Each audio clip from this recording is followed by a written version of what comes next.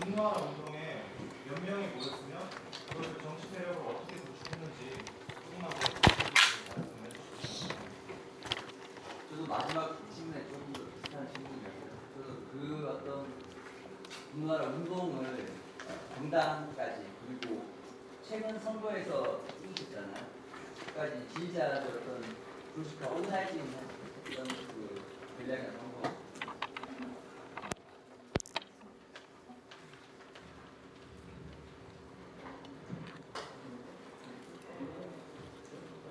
우선 하고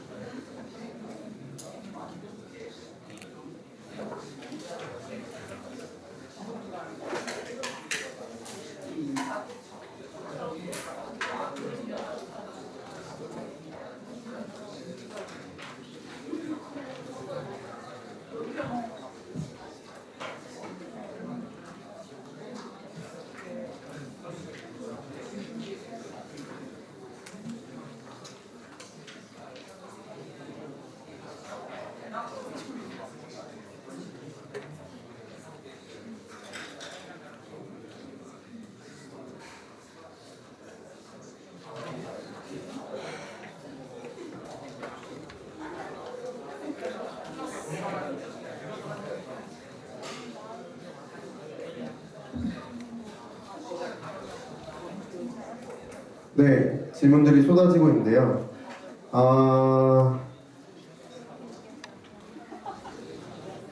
네, 크게 제가 한 3, 4개 정도로 질문을 요약을 해봤는데 합치고 해서 혹시 이 질문에서 부족한 게 있으면 또 해주시면 좋을 것 같아요. 포괄정당의 조건에 사실 이데올로기적 통합보다는 단기적인 성과들을 내는 것, 강력한 리더가 있는 것 등을 이야기를 하셨는데 이것들이 이 단기적인 성과라는 것을 어떻게 합의할 수 있는지 이에 대한 구체적인 예시가 무엇인지에 대해서 궁금하다고 하셨고 이와 연결되어서 강력한 리더가 있다는 것이 포데모스 내부의 어떤 분열이라든지 이글레시아스를 스타화에 의존하는 것이 위험하지 않은가 이런 좀 우려들이 있는데 이에 대해서 어떻게 내부에선 이야기가 되고 있는지에 대해서 질문을 하셨어요.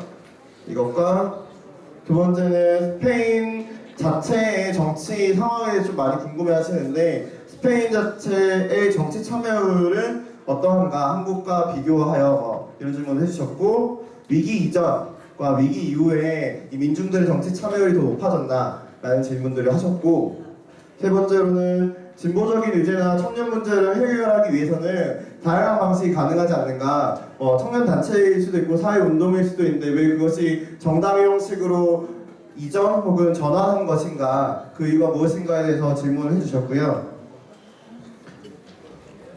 그리고 네, 긴축에 반대하는 투쟁에서 위아래라는 전성 혹은 경계가 어느 정도 유효한 것인지 실제로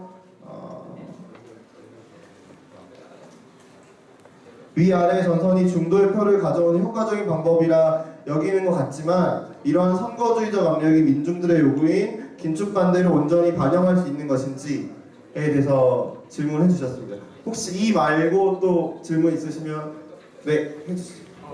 공연자분 말고 네. 지금 대표님이랑 국민 선생님 오셨는데 그 두 분에게 한번 질문 드렸잖아요. 내용은 이거에 관련된 내용입니다.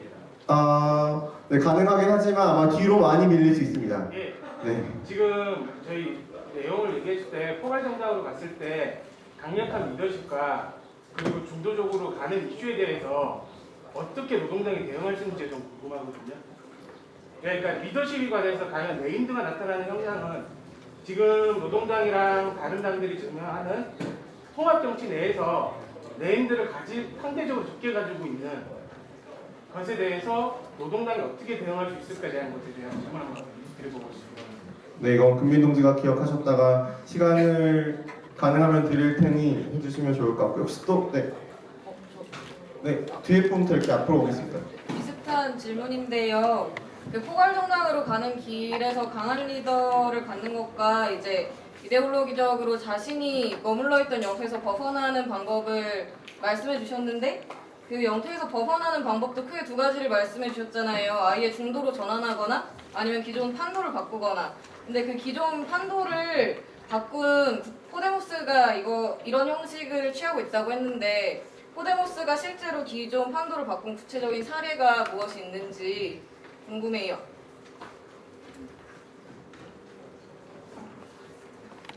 네, 1번 질문과 좀 연결되어 있는 질문 같습니다. 네, 뒤에 네. 파란 티셔츠 입으신 분. 네. 스페인에 지금 잘 안 들려. 스페인이 지금 비판 군주제를 취하고 있잖아요. 그 왕정이 있는 걸 알고 있는데 그럼 포데모스가 그 왕정에 대해서 어떤 입장을 취하고 있는지. 네, 또 질문이 세 가지인데요.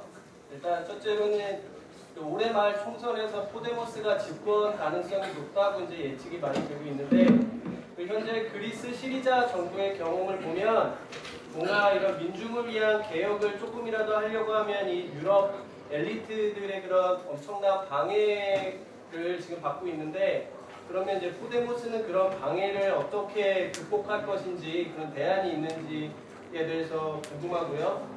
두 번째는 이 카리스마 있는 지도자의 필요성을 강조하셨는데 저는 그 얘기를 들으면서 베네수엘라의 차베스 대통령이 생각이 났습니다.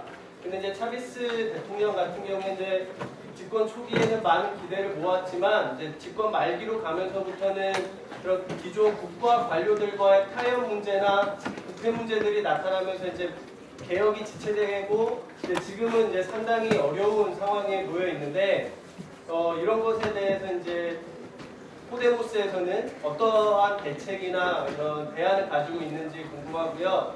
셋째는 그 스페인에는 지금 경제적인 불평등이나 위기의 문제도 있지만은 카탈루냐나 바스크의 분리독립 문제도 상당히 중요한 이슈로 알고 있습니다. 이거에 대해서 포데모스는 어떤 입장인지 궁금합니다. 마지막 질문하고 연결되는 질문인데요. 교수님도 카탈루냐에서 오셨다고 아까 소개를 해주셨는데 이번에 바르셀로나에서 포데모스가 굉장히 선거에서 좋은 성적을 거뒀다고 알고 있고 또 지방정부에도 진입할 수 있다고 이런 이야기를 읽은 기억이 나는데 9월 말에 카탈루냐 독립을 두고 주민투표가 있을 거라는 예정인 것으로 알고 있거든요. 카탈루냐 지방에 있는 포데모스나 혹은 포데모스 전반은 이 카탈루냐 같은 스페인 내에서 억압받고 있는 다른 민족들의 독립에 대해서 지지하는 건지, 만약에 그렇다면 어떤 활동 같은 걸 하면서 그런 지지를 표현하고 있는지 이런 것까지 좀 구체적으로 궁금합니다. 네, 우선 여기까지 먼저 받고 다시 포데모스 책이 기본적으로 연합당파와 큰 차이는 없다고 하는데 어떻게 지지자들은 자신들을 대부분 중도라고 생각하는지 이 격차를 어떻게 설명할 수 있는지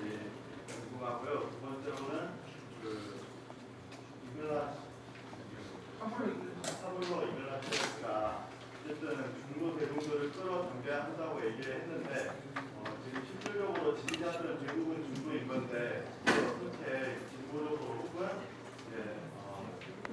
포데모스의 정체성대로 이끌어가는지 실천적인 그런 구체적인 실천 이런 걸 좀 말해주시면 좋겠습니다. 네, 여기까지 우선 받겠습니다.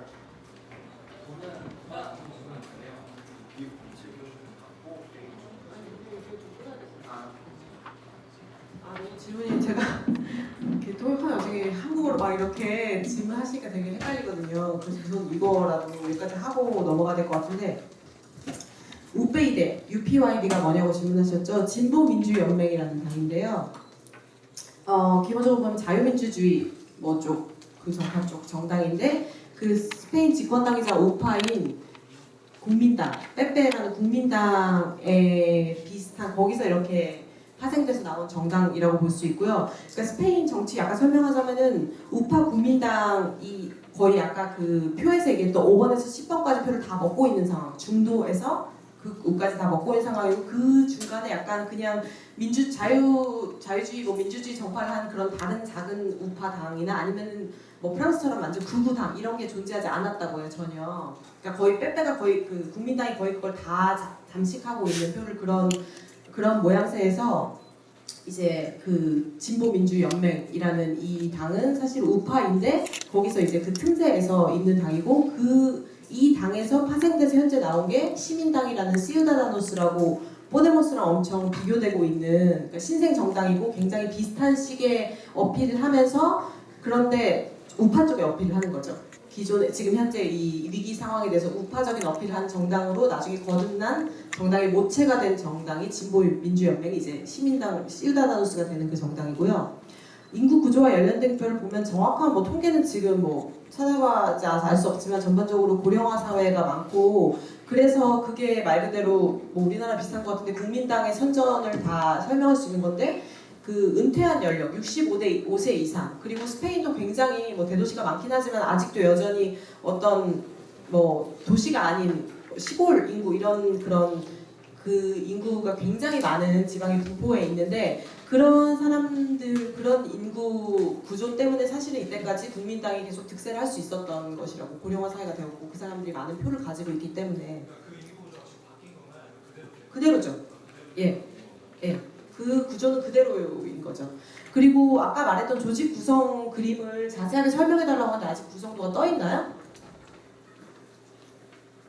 그 그림에 그 그림을 뭐 얼마나 자세하게 모르겠지만 이 아삼블레아 시우다다나라는 이 거대한 원, 이 시민들 30만 명이 모여서 누구나 원하면 참여할 수 있고 투표도 할 수 있는 거대한 이 거대 조직의 원 안에 이 세 가지를 좀 간단하게 설명하자면 맨 오른쪽에 있는 대표 있잖아요. 사무총장 같은 파블로 이글레시아스 대표가 이제 말 그대로 가장 강력한 리더고 그 옆에 있는 콘세호라고 돼 있는 그 평의회 이게 바로 말 그대로면 전략팀이에요. 브레인. 그래서 이 사람들이 조직의 어떤 중요한 결정들을 하고 그러니까 기존의 사회운동 다 같이 왜 오큐파이 월스트리트 같은 거 보면 다 모두 다 투표하고 다 엄청 막 진짜 100시간 동안 토론하고 이런 거 말고 전략 내려서 지령 내려서 조직으로 하당하는 그걸 만드는 팀이 그 가운데 있는 위원회이고요. 그 왼쪽에 있는 팀은 그걸 잘 하고 있나 이 30명의 사람들의 의견을 잘 전달하고 있나 잘 전략으로 만들고 있나를 감시하는 팀. 그래서 그렇게 세 가지 구조로 보시면 되고요. 분노하는 운동에 몇 명이 모였고 정치 세력화를 어떻게 했냐 그래서 어떻게 정당까지 갈 수 있었냐 최근 선거에 승리하기까지 이거 굉장히 궁금해하시는 것 같고 사실 그런 건데 제가 그래서 이렇게 얘기를 했는데 굉장히 여러 가지 요인이 있겠지만 이미 어쨌건 그 분노하는 운동에서 많은 서클들과 많은 어떤 시위 단체들이 엄청나게 목소리를 높이고 자기들 얘기를 하고 있었던 상황에서 이미 어떤 그런 것이 촉발된 상황에서 기존 정당 중에 어떤 정당도 자기들이 그 목소리를 우리의 것이다. 그러니까 우리가 너네의 어떤 그런 의견이나 대변이나 그런 마음들을 물질화시켜서 그러니까 그거를 지금 뭐라고 하죠? 이거를 현현해서 정당의 모양으로 보여주겠다고 나타난 유일한 정당이었던 거죠. 그래서 당시에 파블로 이글레시아스라는 어떤 중심 인물을 무시할 수도 없는 게 그 사람이 어쨌건 당시에 원래 이 사람의 정파는 반자본주의 좌파라는 그 정파였고 그 반자본주의 좌파는 연합 좌파에 들어 있었어요. 그래서 이렇게 운동한 사람들 운동이 막 이렇게 일어났을 때 파블로 이글레시아스가 우리에게 이제 앞으로 다가오는 유럽연합 선거에서 자리를 줘라. 어떻게 보면 공천인데 그 예비 선거에서 우리한테 몇 번을 줘라라고 그만큼 그렇게 할 수 있다고 제안을 했고 그걸 무시했다고 해요. 연합 좌파 측에서. 그렇게 할 수 없다. 왜냐면 이때까지 해오던 것이 있고 우리가 그 노력해온 운동의 어떤 모양과 구조와 조직이 있는데 갑자기 튀어나와가지고 하겠다고 하니까 싫다고 한 거죠. 그래서 이 사람이 지금 그 포데모스의 중심 인물들이라고 일컬어지고 있는 많은 사람들이 다 마드리드 그 국립대의 정치학과의 교수 1, 2, 3, 4번 그러니까 다 같은 교수들이 나오거든요. 파블로 이글레시아스도 그렇고 뭐 에레콘도 그렇고 거기 나온 모든 인물들이 그 정치학과 교수들인데 그래서 그러면 우리를 안 받아주면 우리가 무시하고 포데모스를 만들겠다.